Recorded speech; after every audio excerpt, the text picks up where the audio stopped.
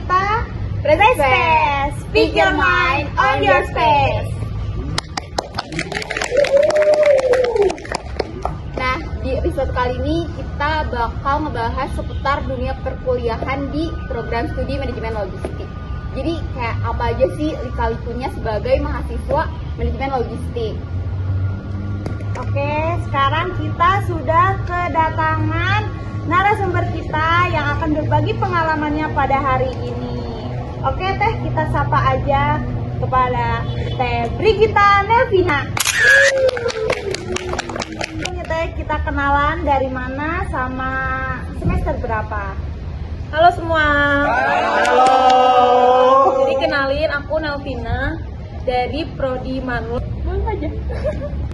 Kalau aku tuh bisa dua-duanya ya, tergantung tugasnya apa. Kalau misalkan tugasnya ceritanya jauh-jauh hari, ya aku biasanya tergantung sih, itu kayak yang harus apa ya, dicicil juga dicicil atau enggak. Kalau yang jauh hari biasanya kebanyakan itu tuh mepet deadline, cuman ya tetap akan dicicil di hari sebelumnya gitu loh. Kalau aku SKS sih kayaknya. Jadi selama 2 semester ini SKS? Enggak sih. Dua kan? Iya, dua. Enggak sih, tergantung keadaan. Nanti aku mau jadi apanya? Oh iya. Gak apa-apa kan kita kayak ini Ngobrol kan? Iya sih. Tadi kan udah pengalaman kayak Iya. Sekarang boleh gak sih kayak ceritain pengalaman puasnya ketika kuliah di ya khususnya di manajemen logistik. Yo kemarin sempat masuk IG Prodi dan IG official kan. Ya itu sih, mungkin itu wahnya karena kaget aja, maksudnya selama itu nggak pernah expect akan ada di, maksudnya di posisi itu gitu loh, maksudnya bisa ada kesempatan sudah exchange, terus kemarin ada leadership juga. Itu menurutku pengalaman yang wah, yang nggak pernah ada di pikiranku selama ini. Mungkin ya bersyukur aja sih gitu. Ya plotnya di Manok itu sih. Oke nih Teh, sekarang aku mau tanya tips buat Teteh biar gak stres buat nyelesain deadline tugasnya itu gimana sih Teh? Nah biasanya kan apalagi Manok ya, itu kan tugasnya banyak dan bertumpuk gitu kan. Nah itu tuh paling kalian diurutin aja sih. Kalau aku tuh tipikalnya orangnya di list dulu tuh, kayak tugas mana yang deadline-nya tuh paling mepet. Nah itu diurutin, terus yang yang paling mepet itu dikerjain duluan pastinya dong. Nah habis itu yang tugas-tugas yang jauh-jauh hari itu dicicil aja. Kalau yang tugas mepetnya itu tuh udah selesai, jadi jangan double job gitu loh, maksudnya tugas ini belum selesai langsung ke sini, jadi satu-satu aja gitu. Pokoknya kalau udah kalau udah satu tugas, kalau nggak tuh istirahat dulu gitu loh, biar kita tuh nggak capek juga, biar kita tuh nggak stres lah ibaratnya gitu kan. Kayak masa tugas ini baru selesai kita harus yang lainnya. Biasanya dijeda sih kalau aku tuh, kayak sehari itu maksimal 2 tugas selesai. Itu kalau aku tuh ke diri aku ya, aku tuh jangan dipus lah ibaratnya, pasti bakal stres gitu loh. Jadi santai dulu, kalau udah selesai udah santai aja, mau nonton drakor, ngefan girling, ngapain, kayak yang penting tidur penting. Pokoknya jangan tugas lagi lah, udah nggak nyentuh laptop lagi lah ibaratnya gitu kalau udah selesai satu tugas. Kalau kata istilahnya mah kayak alon-alon asal kelakon. Nah, iya, jadi jangan dipus terus gitu loh ibaratnya. Tadi kan mention nonton drakor, fan-girlingan. Itu kan kalau drakor berarti gak jauh dari cowok-cowok Korea gitu ya. Iya. Kalau fan-girling tapi lebih ke Korea, Jepang, Thailand atau Cina? Korea. Love K-pop banget ya. Iya. K-pop banget. Suka banget sumpah.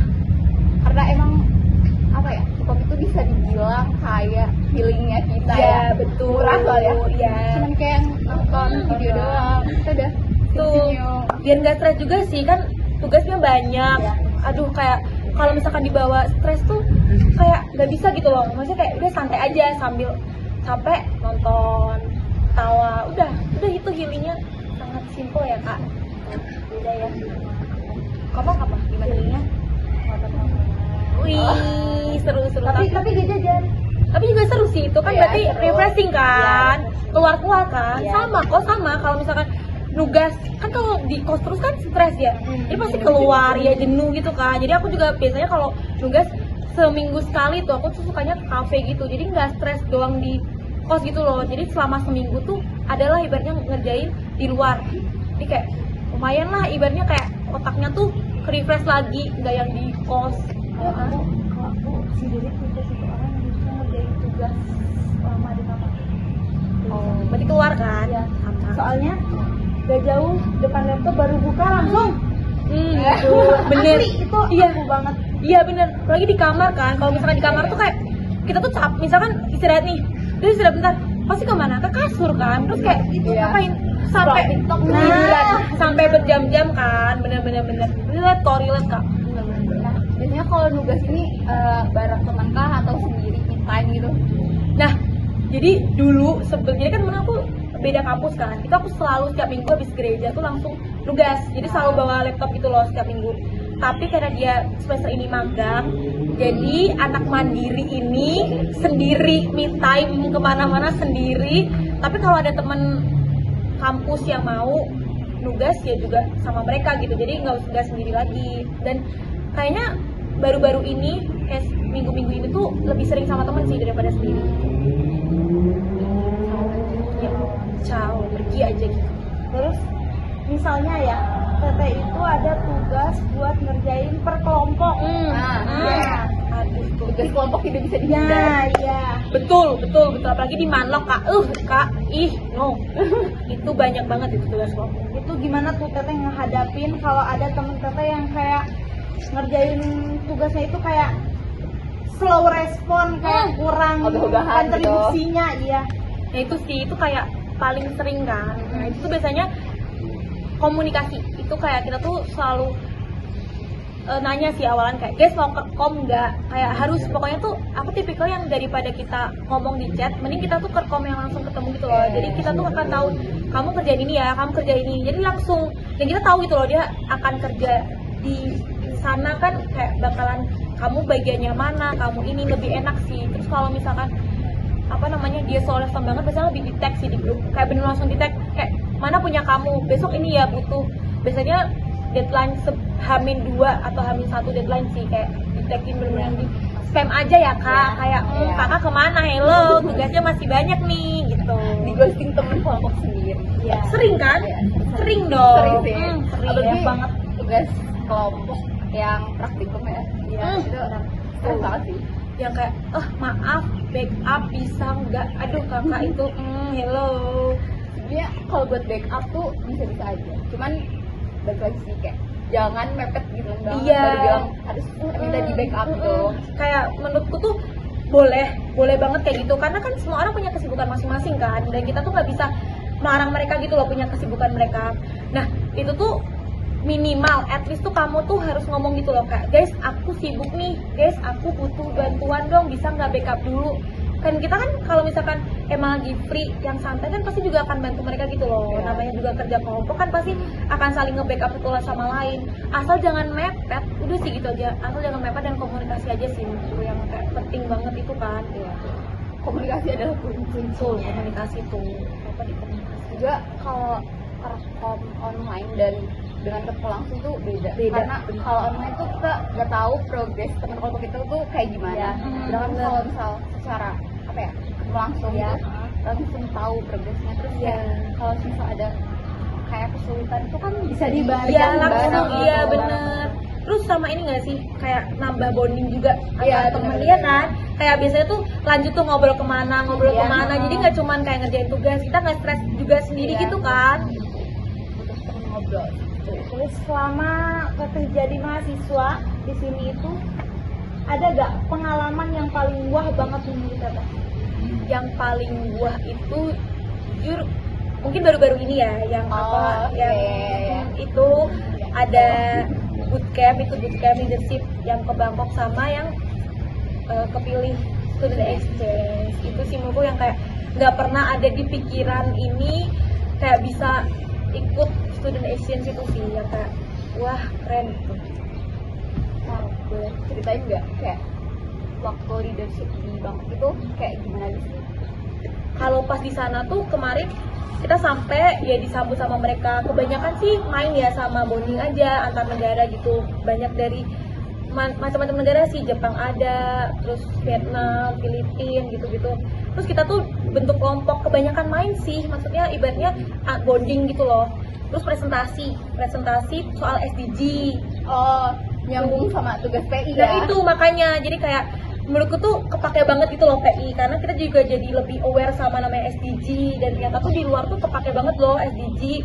Jadi orang tuh udah aware lah ibaratnya sama namanya SDG, karena kalau sebelum PI kan kita nggak tahu juga kan soal SDG gitu. Jadi menurutku bersyukur juga sih bisa nyambung gitu. Waktu di bank juga kan apa ya, nggak cuman leadership, belajar leadership, tapi jalan-jalan juga kan ya. Iya, Nah, iya. pas kayak beli-belinya itu ada kayak kesusahan gak sih, kayak cara buat apa ya, bahasanya gitu, komunikasi ya, komunikasinya. komunikasinya Sama mereka ya. Iya. Biasanya tergantung sih, pas itu tuh kan kita pernah kalau misalkan yang ke daerah emang khusus turis itu tuh pasti gampang karena mereka paham bahasa Inggris gitu, maksudnya paham dikit-dikit. Tapi kan sempat juga kita kayak dibawa ke jalan-jalannya tuh ke daerah agak pelosok lah ibaratnya, kayak di pinggiran Bangkok lah ibaratnya. Jadi emang isinya tuh warga lokal Bangkok, terus itu kan di pasar. Itu bener-bener wow, itu susah banget. Mereka bahkan nggak paham bahasa Inggris. Kita mau beli ini minta kayak, Kak, less sugar ya, less sugar, kalau nggak less ice tuh mereka nggak paham. Jadi benar-benar harus pakai translate, Google Translate gitu loh, baru mereka kayak, oh iya paham gitu sih. Tapi kalau buat di tempat tempat ya itu mostly aman sih buat Juga kita kan section IG mutualan ya. Sempet lihat juga tuh di postingan SG-nya. Waktu itu juga sempat ketemu sama artis. iya artis sana, iya sih. Kayak itu jadi pas ini tuh ada juga temanku yang suka pas yang dari Pulbi itu, dia bilang aku mau nih hari pertama kita sampai kan emang gak ada kegiatan kan, jadi kayak mau dong yuk ke JMM. Akhirnya kayak kita tuh mikir kan ngapain, kan di gedung doang, terus kayak ya udahlah ikut. Kita pas sampai sana ada artis, jadi kayak bonus gitu loh ibaratnya. Terus habis itu udah sih ke sana udah langsung kita jalan-jalan, karena satu hari itu emang kita full free time gitu, baru besoknya baru kegiatan gitu sih. Berarti hari pertama itu lebih ke kayak mulai lihat dulu gimana Iya. gitu ya. Adaptasi dikit-dikit lah. Ya dikit. mungkin ini ya pengalaman Teh Melvina selama jadi mahasiswa di manajemen logistik. Iya, selama 4 semester ini. Apa itu? Ya 2 tahun. 2 tahun lah. Nah, karena kita mau ke penghujung obrolan sebelum ditutup, boleh gak sih Teh Melvina kasih kayak kata-kata atau pesan gitu buat akang teteh riders dan akang teteh riders yang mau masuk maba 2025? Pokoknya tuh semangat, sama kalau misalkan kalian ada kesempatan nih, jangan sia-siain kesempatan itu, pokoknya diambil aja. Kalian juga harus aktif ya, pokoknya di Manok ini harumin nama Manok dan Ubi juga. Nah, juga karena tadi kan jangan malu pokoknya. Ya harus aktif di himpunan, kayak Aslab juga join Aslab. Terus kalau misalnya ada kayak seminar atau acara-acara yang lain tuh ikut aja, karena apa ya? Ya Berguna berguna sih, pasti berguna. nambah relasi juga, buat seru-seruan juga sih ya, apalagi kalau masih ada liga-liga gitu. Iya. Jangan takut buat nyoba gitu loh. Kalau kita nggak tahu hasil akhirnya gimana kan. Siapa tahu itu berhasil gitu kan. Jangan takut lah ibaratnya, harus diambil setiap kesempatan itu. Harus bertanya ya. Iya. Karena kalau kita malu bertanya itu bisa sesat di jalan. Tuh. Nah, Kang Teteh Riders, mungkin cukup segini aja ya pembahasan dan perbincangan kita kali ini bersama Teh. Semoga apa yang kita obrolin itu walaupun santai tapi bisa memberikan insight buat anggota semua yang nonton. Juga ada informasi penting. Jadi di akhir bulan Juli ini Teh Melvina itu mau berangkat lagi ke Thailand buat student exchange. Jadi kita doakan semoga semuanya lancar. Terus nyampe ke sana selamat, sehat. Ya, terus Ini juga selamat. Iya, Amin. ya, Pasti jangan balik. Dan jangan lupa buah tangannya. Apa itu? Aduh, lupa apa ya? Boleh di calling aja ya guys. Iya. Kalau ada boleh di calling ya guys. Calling. Nanti saya narah hubung ke Teh Farah. Boleh nggak? Oke, mungkin cukup sampai sini aja. Sampai jumpa di episode berikutnya. See you. Next time. Bye bye.